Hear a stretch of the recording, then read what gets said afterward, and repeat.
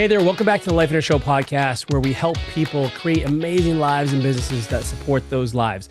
Today, I'm going to talk about something we don't talk about too much on the Life in Our Show, and that is health and fitness. Now, some of you may know or may not know, previous to Life in Air, I was a health and fitness coach. I was a bodybuilding coach. This is back in the 1900s, literally, in like 1990-ish on.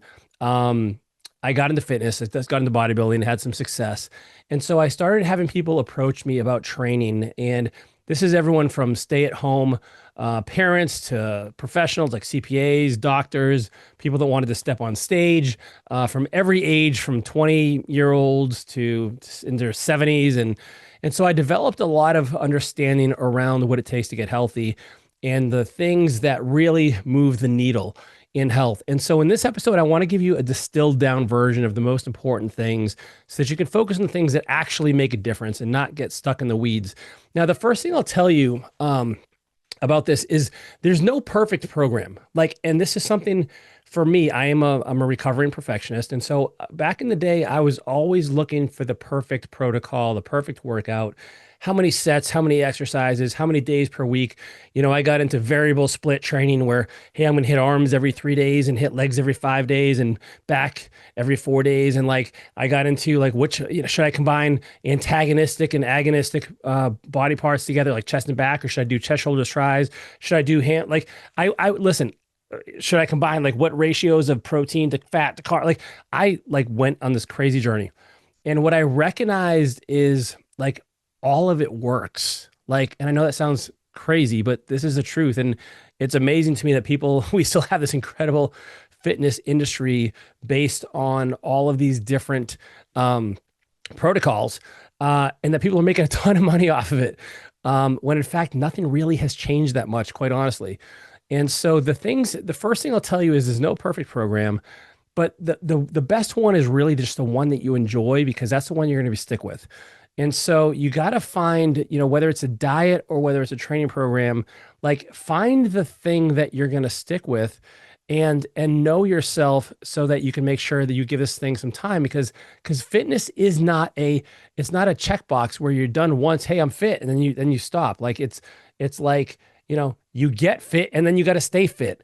And in fact, I love the success stories of when people lose a lot of weight and then they start to, really, have a new lifestyle, but it's really keeping the weight off or staying in shape, I should say, is a better way to term this, that makes the difference. Because anybody can lose weight, but it's really about the discipline required to find the way to keep the weight, the body that you want, the fitness level that you want, which requires a consistency, and the consistency comes from enjoying it. So find the thing you want. Now, let me give you a couple practical pieces of advice.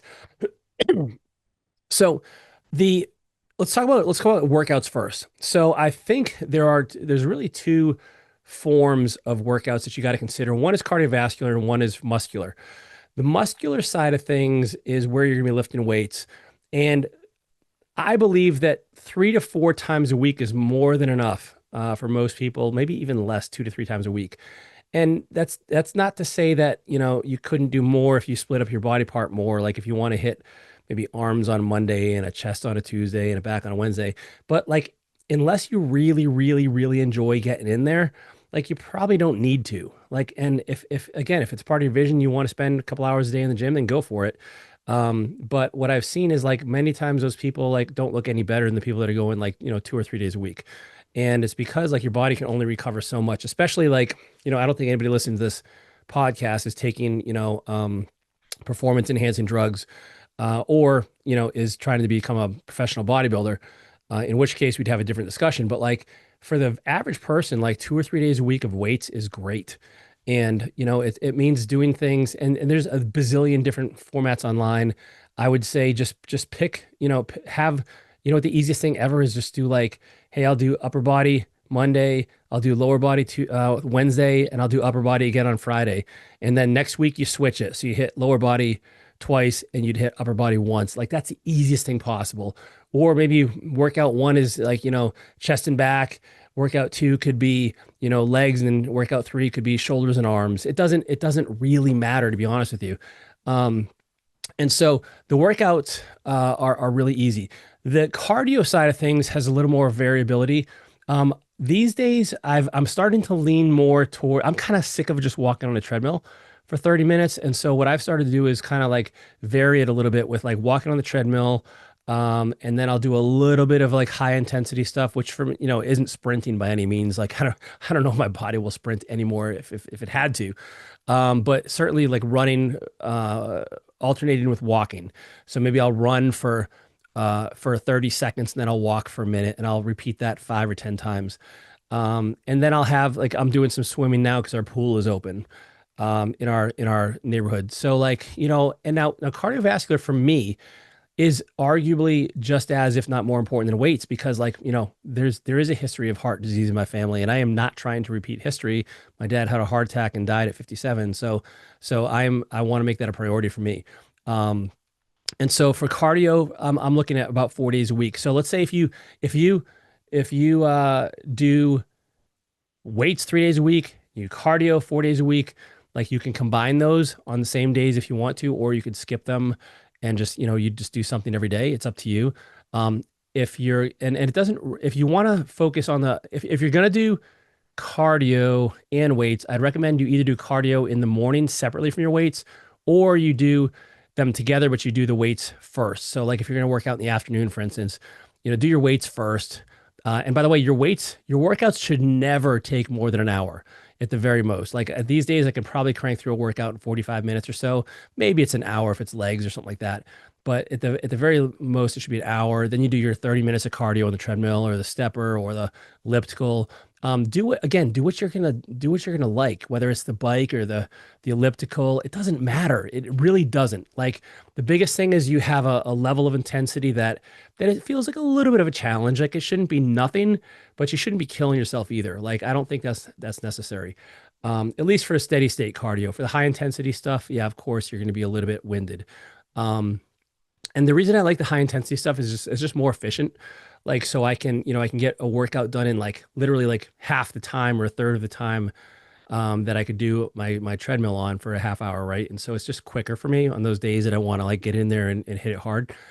Um, but if it's jumping rope, you could do that. Like just recognize like I really want to just dispel this myth of any perfect program, because it's really about the consistency that makes all the difference in the world. And so that's the workouts that I am following right now. And by the way, just for reference, I'm in my early 50s, and I've been doing this for a long time, and I've seen what works. And so don't overcomplicate it. The food side of things, again, keep it simple. Like I typically for protein sources, protein is a priority. And so try to get, maybe a gram per pound of body weight is a very general recommendation. So I'm 200 pounds. I'm going to try and get 200 grams a day. Like if you're a little bit beneath that, it's not the end of the world. If you're over it, you're okay too. There are some studies that show increased protein intake is more anabolic, which helps muscle growth. But when you start getting older anyway, your hormonal balance is not gonna be super conducive to gaining muscle anyway. So, it's good, but don't kill yourself over it. So, sources of protein for me are like protein powder, um, eggs, chicken, steak. I'd say I don't eat a lot of fish. If you like fish, go for it. Those are the sources of protein. For carbs, I'm typically looking at rice, oats, potatoes, sweet potatoes. Like that's pretty much, and listen, I eat bread. We'll talk about like how to maintain this over time, but like I have bread, I have, wraps, I have stuff like that too. And then for fats, like I kind of let the fats take care of themselves. Like, whether it's in the steak or whatever I eat, like I kind of let the fats take care of itself. I eat almonds, right? I'll have nuts for calories as well. And it's easy. So let me talk about like supplements. I'm not going to talk about because that's very, very individualistic. For me, most of my supplements are related to heart health. I have read about, for instance, like not from concentrate, pomegranate juice being potentially helpful in reversing or at least combating atherosclerosis. Yeah, I can't talk. Um, And so I'll do that. I will have like leucine. I'll take some creatine. I take some essential amino acids. That's usually around my workout days. I will take some coenzyme Q10, vitamin D, garlic, um, a baby aspirin, and that's pretty much what my supplements are. Um, and then for protein powder, it's usually whey or collagen protein. I personally have not seen any real connective tissue benefits from collagen proteins. Not to say that maybe it just hasn't been enough or it's been super, super like, moderate. But it's still protein. So you could still do that if you want. Just don't expect it to transform you like, get rid of all your wrinkles and make all your joints feel like you're 20 again. Um, so that's kind of the diet. But what I really want to get into, sorry, that's the supplements. Um, the thing I really want to kind of help frame your thoughts around though is how to maintain this like over time. And so what I've done, the best thing I have seen for myself is it really has to become like just the way you eat and the way you train and the way you are. Like this is just part of like your day. And the hardest part for me is usually making sure that the food intake is both I'm eating the right things and I'm eating enough of the right things because I typically don't have a big appetite. And so for me, it's like I can literally go all day and I've eaten once and I'm like, oh my gosh, like I need more calories. And so one thing that I've found really helpful is having a whiteboard on my refrigerator. And for every clean meal I eat, now I am very permissive with what I consider a clean meal. If I have steak and rice, that's a clean meal. If I have chicken with a slice of non-fat cheese in a wrap, I'll call that a clean meal. And so it's not super clean. This is not what I would call a clean meal if I was bodybuilding for a contest, for instance, but it's clean enough for my goals today. So I'll mark a slash. Remember the whole like 5 slashes and then a line through it, or sorry, 4 slashes and a line through it for 5 meals. What I'll do is if it's a clean meal, it'll be a green slash. If it is a moderate meal, like so maybe I'm going out to Chipotle, I will have a black slash. And then if it's a cheap meal, like if I go out and down half a pizza, it's gonna be a red slash. And what I can do is I shoot for an 80% clean rule. So that means like literally if I'm eating say 3 or 4 times a day, I can have a cheat meal every few days and this is what allows me the mental freedom and the emotional freedom to actually not feel guilty about having that cheat meal. And I can actually enjoy it and not even worry about it. Now, sometimes I'll be like, hey, I don't want to ruin my streak of clean meals. And so I'll forego that until a later point in time. But this gives me a very objective way to track because otherwise, like, I don't know about you, but I'm certainly like, if I don't keep it front of mind, like I kind of lose track of it and it becomes a little bit of a game for me and I can make it fun. And like I said before, like it allows me to know like where I am. Am I at 50% clean or 90% clean? And like how many of my moderate meals am I having? And so once I fill up that whiteboard, I'll typically, there'll maybe be, 100 or 200 meals on there. I will run the numbers and see like what percentage of these were clean and what percentage were medium meals and what percentage were cheat meals. And so that's one way that I found really effective of tracking this. The other just practical tips here is I will reach for the foods that are most convenient to me when I'm hungry. And so this is why prepping my food in advance is so, so, so critical. If I don't have food prepped and I'm hungry, I'm going in the pantry and I'm going to grab a bag of chips. I'm going to grab cookies. I'm going to grab some, wheat thins or fig Newtons or whatever it is, right? Because it's right there and readily available. But if I have good food ready to go, like I'm more likely to grab that food instead. So like for me at least, I can tell you I've had a lot of success with having food prepped in advance. Like I'll find, an hour and a half on a Sunday, and that'll get me through, the week or at least most of the week. Things do start to taste a little funky after a week. So maybe like, by Friday, I'm gonna cook up again. I'll just cook up, the steak and chicken all at once. The rice, I have a rice cooker, which is get a rice cooker for sure. One of the best kitchen utensils I have. um, and so like it's just not that hard. It's just not that hard. And I think we just get in our own way and we complicate it and we're like, oh, I don't know what to do. And like literally just take the plan I literally just gave you in whatever it's been, like 20 minutes. And this is all you need. You do not need more. And you definitely, the only thing maybe you would benefit from is accountability if that's something you need. I certainly enjoy working out more with a partner, and that's something I've always actually realized I work out better and I'm more consistent with the partner.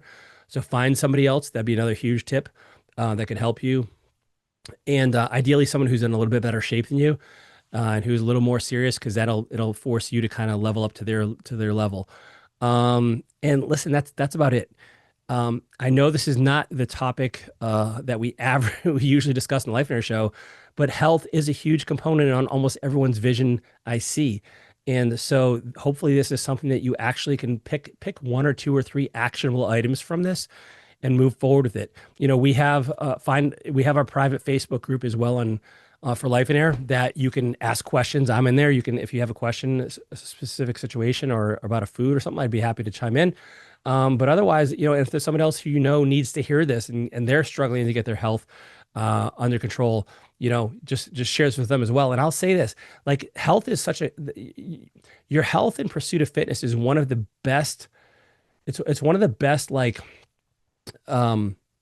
analogs for real life. Like it's just this incredible. It's so analogous to like everything that takes time.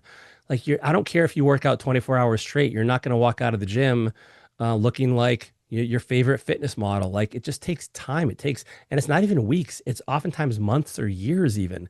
You know, at my peak, you know, you can expect to gain, you know, 5 to 7 to 10 pounds of muscle a year. Think about that. That's less than a pound a month sometimes, every 2 months even. And so you just got to find the way to make it consistent. Don't get discouraged if it's taking you longer, because like eventually if you are doing the right things, there is no physiological way possible that you will not lose the weight. Like it's just a math equation. And so don't get in your head about it. Don't just recognize this. Look, I'd frame it as something you enjoy doing. And if you hate doing cardio, for instance, well, you like listening to podcasts. Okay, well, let's listen to podcasts while we're doing cardio. You hate lifting weights. Okay, well, let's find something else that you do enjoy, and we can pair it with something else. You know, I have a buddy who doesn't like going to the gym, so every time he goes to the bathroom, he says he does 10 chin-ups, and so that's how he's hacked this system. You know, his habit stacking. So just find a way to make this part of what you enjoy. You know, hey, you don't like working out? Okay, well, I'm going to box. Hey, you don't like doing, you know, indoor cardio? Okay, I'm going to go for a hike. Like just find what you like and stick with it. And you'll eventually get the results you're looking for. Now, certainly some things are better and quicker than others, but like, again, it's not a race. It's a marathon. So hope you found this valuable. Hope you do something with it. If you have any questions, let me know. And again, share this with somebody if you think they need to hear this on their fitness journey as well. We will see you next week, everyone. Take care.